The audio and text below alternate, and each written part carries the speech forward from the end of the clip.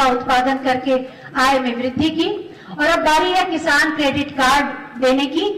रिंकी को मैं आमंत्रित करूंगी, जिन्हें डेयरी व्यवसाय के लिए 1 लाख रुपए का ऋण किसान क्रेडिट कार्ड द्वारा माननीय मुख्यमंत्री महोदय के कर कमलों द्वारा दिया जा रहा है। आपकी तालियां ही इस आयोजन का आभूषण है। मोहम्मद शमीम मछली पालन हेतु 1 लाख रुपए का ऋण किसान क्रेडिट कार्ड द्वारा।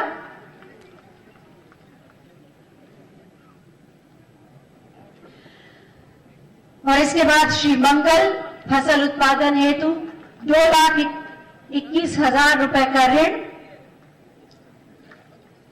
सभी के लिए आप जोरदार तालियां बजाएं और इनसे प्रेरणा ग्रहण करें कि आप भी प्रगतिशील किसान के रूप में भविष्य में सम्मानित होंगे और माननीय मुख्य प्रधानमंत्री महोदय के स्वप्न को साकार करने में महत्वपूर्ण भूमिका निभाएंगे। बहुत बहुत धन्यवाद माननीय मुख्यमंत्री महोदय। राजनीति जिनके लिए जन कल्याण और जन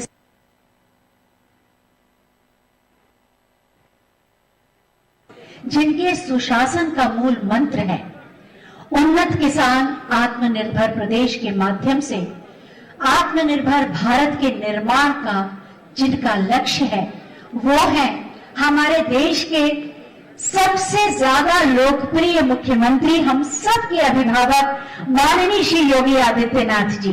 मैं बहुत ही आदर के साथ माननीय मुख्यमंत्री जी से अनुरोध करूंगी कि आज के इस अवसर पर अपने आशीर्वचनों से हमें अनुग्रहित करें। आपकी जोरदार तालियों के साथ।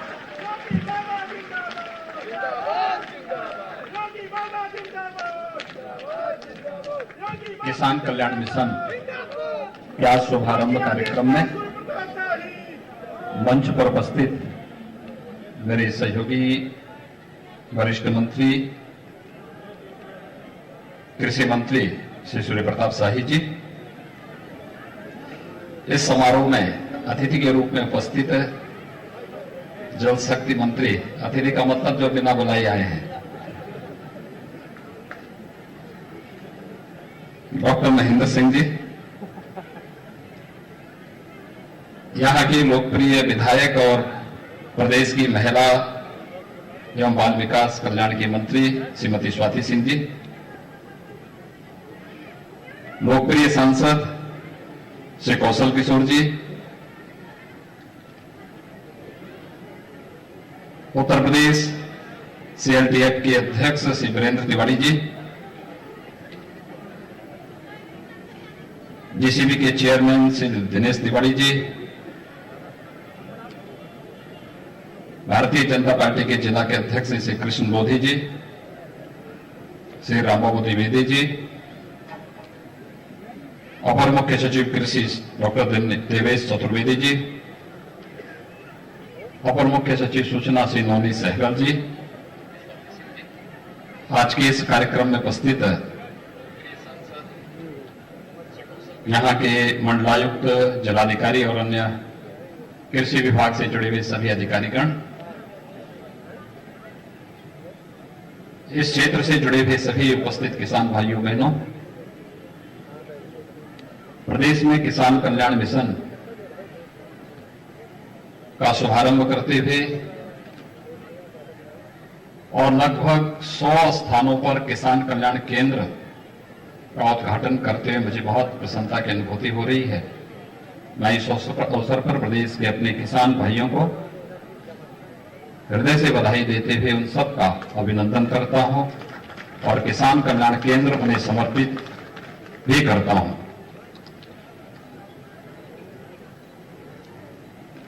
आप सब जानते हैं कि आजादी के बाद इस देश का अन्नदाता किसान पहली बार राजनीतिक एजेंडे में शामिल हो पाया। जब ईमानदारी से किसानों के हितों को ध्यान में रख करके शासन की नीतियां बनने लग गई और उन नीतियों के अनुरूप उनका क्रियान्वयन भी होते हुए इस देश के किसानों ने देखा है। अन्यथा किसान लोगों के लिए वोट बैंक का माध्यम तो बन गया था, लेकिन वह किसी भी सत्ताधारी दल के लिए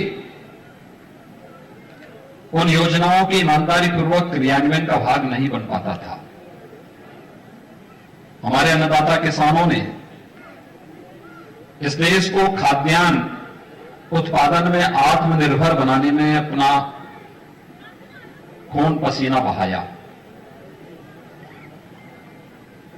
इस देश ने जय जवान और जय किसान के नारे भी दिए, लेकिन किसान आजादी के बाद से हांसी पर रहा। हम आभारी हैं प्रधानमंत्री मोदी जी के, जिन्होंने 2014 में आने के बाद किसान को मुख्य धारा के साथ जोड़ने और जय किसान के इस नारे को सार्थकता प्रदान करने के लिए किसान के हित में उस प्रकार की नीतियां, उस प्रकार के कार्यक्रम और फिर उसके ईमानदारी पूर्वक क्रियान्वयन को जोड़ देते हुए ईमानदारी पूर्वक उन सभी योजनाओं को लागू किया। आज उसी का परिणाम है कि सॉइल हेल्थ कार्ड और सॉइल हेल्थ से जुड़ी हुई लेबोरेटरीज आपको हर एक जनपद में, हर एक विकास खंड में और हर महत्वपूर्ण स्थलों पर प्राप्त हो सकती है। प्रधानमंत्री फसल बीमा योजना के माध्यम से प्राकृतिक आपदा से नुकसान हुई फसलों के बारे में जानकारी प्राप्त करके कोई भी किसान उस योजना का लाभ ले सकता है। प्रधानमंत्री कृषि सिंचाई के माध्यम से और ड्रिप इरिगेशन के माध्यम से हर खेत को पानी और साथ साथ ड्रिप इरिगेशन के माध्यम से हम वैज्ञानिक तकनीक का उपयोग करते हुए किसान की लागत को कम करने और उत्पादकता को बढ़ाने में एक बहुत बड़ा कार्य इन नई तकनीक के माध्यम से आज देश के अंदर देखने को मिल रहा है। आजादी के बाद लागत का 1.5 गुना दाम किसान को मिले, न्यूनतम समर्थन मूल्य स्वामीनाथन कमेटी की रिपोर्ट के अनुरूप देने का कार्य भी प्रधानमंत्री मोदी जी ने दिया। और यही नहीं, प्रधानमंत्री किसान सम्मान निधि के माध्यम से हर एक किसान को 6,000 रुपए सालाना देने का कार्य भी, यानी किसान भाइयों को सूदखोरों से, बिचौलियों से मुक्त करने के लिए उसे प्रधानमंत्री किसान सम्मान निधि से जोड़ने का कार्य भी प्रधानमंत्री मोदी जी ने किया। यानी किसान के कल्याण के लिए वास्तविक कार्य योजना अगर आप देखेंगे तो आजादी के बाद जिस गति के साथ ये कार्यक्रम चले हैं, अगर पिछले 6 वर्षों के दौरान हुई प्रगति उन 70 वर्षों में भी हुई होती तो संभवतः इस देश में 2014 में प्रधानमंत्री मोदी जी को यह लक्ष्य निर्धारित करने के लिए नहीं मजबूर होना पड़ता कि 2022 तक हम किसान की आमदनी को दोगुना करेंगे। और आज उस लक्ष्य को हम प्राप्त करने की ओर मजबूती के साथ आगे बढ़े हैं, मजबूती के साथ आगे बढ़े हैं। याद करिए 2004 से 2014 के अंदर इस देश के अंदर सर्वाधिक किसानों ने आत्महत्या की थी, और 14 के बाद जब किसान देश के राजनीतिक एजेंडे का हिस्सा बना, केंद्र सरकार ने किसानों के हित के लिए उस प्रकार के कार्यक्रम और योजनाएं बनाई। आज उसका परिणाम है देश के अंदर किसान आत्महत्या नहीं बल्कि आमदनी को दोगुना तिगुना करने के लिए नई नई तकनीक को अपनाते हुए वह तेजी के साथ आगे बढ़ता हुआ दिखाई दे रहा है। मैं इस अवसर पर अन्नदाता किसान भाइयों का हृदय से अभिनंदन करता हूं, स्वागत करता हूं। आज का ये कार्यक्रम उसी का हिस्सा है। आज का ये कार्यक्रम किसान के हित के लिए किए जा रहे कार्यक्रमों को आगे बढ़ाने का ही एक हिस्सा है। याद करिए जब प्रदेश में आपने भारतीय जनता पार्टी को चुना था तो भारतीय जनता पार्टी की सरकार ने, हमारी कैबिनेट तब तक नहीं बैठी थी जब तक हम ये तय नहीं कर पाए थे कि किसानों का कर्जा माफ होना है। लघु और सीमांत किसानों का 1 लाख तक के कर्जे को माफ करने का निर्णय हमारी कैबिनेट ने पहली बार लिया। पहला निर्णय कैबिनेट का यही था। 1,15,000 करोड़ रुपए गन्ना किसानों का गन्ना मूल्य का भुगतान किया गया। बंद हो रही चीनी मिलों को फिर से चलाने की कार्रवाई प्रारंभ हुई।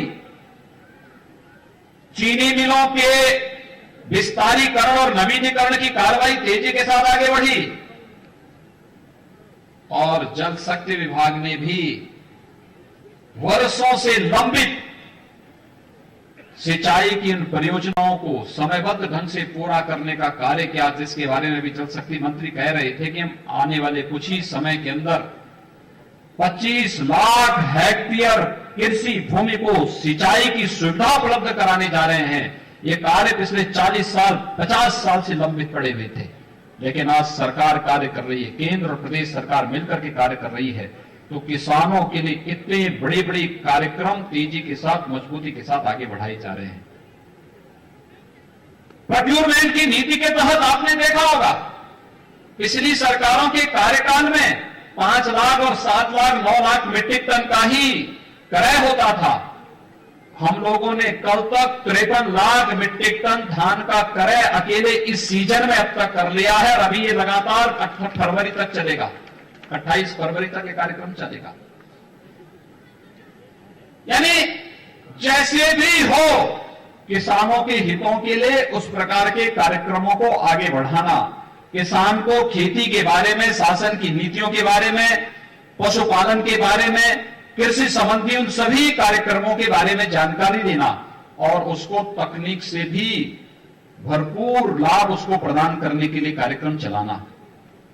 2017 में सरकार आने के साथ ही 20 कृषि विज्ञान केंद्र प्रदेश के अंदर स्थापित हुए। आज प्रदेश के अंदर 2 कृषि विश्वविद्यालय, केंद्रीय कृषि विश्वविद्यालय, 4 राज्य कृषि विश्वविद्यालय, 1 निजी क्षेत्र का विश्वविद्यालय कृषि के लिए और साथ साथ 89 कृषि विज्ञान केंद्र किसानों की सहायता के लिए पूरी तत्परता के साथ कार्य कर रहे हैं। ये जो प्रदर्शनी है, मैं किसान भाइयों से कहूंगा आप जाकर के देखिए, इस प्रदर्शनी का अवलोकन करिए। किसान कल्याण केंद्र किसानों को एक ही जगह पर उन सभी सुविधाओं से हम आच्छादित कर सकें, योजनाओं के बारे में जानकारी दे सकें, ये सभी इसके साथ जोड़ने का कार्यक्रम चल रहा है। और आज इसीलिए मुझे बहुत प्रसन्नता है कि प्रदेश में किसान कल्याण मिशन प्रदेश के सभी 825 विकास खंडों में यह एक बृहद कृषि मेला के रूप में लगाने का एक कार्यक्रम है। और मुझे प्रसन्नता है कि प्रदेश भर में हमारे माननीय सांसदगण, माननीय विधायकगण इस कार्यक्रम में सहभागी बनकर के इस पूरे कार्यक्रम को सफलतापूर्वक आगे बढ़ाने का कार्य कर रहे हैं। यह अन्नदाता किसानों के जीवन में खुशहाली लाने, और जब अन्नदाता हमारा खुशहाल होगा तो देश स्वयं खुशहाल हो जाएगा, खुशहाली का मार्ग अपने आप प्रशस्त हो जाएगा। उस खुशहाली के लिए ही आज ये सारे कार्यक्रम किए जा रहे हैं। भाइयों बहनों, हमें एक बात को ध्यान में रखना होगा। बहुत सारे लोग हैं जो तमाम प्रकार की गलतफहमियां पैदा करने का प्रयास कर रहे हैं। जब देश तेजी के साथ आगे बढ़ रहा है, खेती किसानी में आमूलचूल परिवर्तन करने और किसान तेजी के साथ प्रगति के लिए आगे बढ़ता हुआ दिखाई दे रहा है, बहुत सारे लोगों को यह अच्छा नहीं लग रहा है। उत्तर प्रदेश दुग्ध उत्पादन में देश दुनिया के अंदर एक अच्छे स्थान पर है।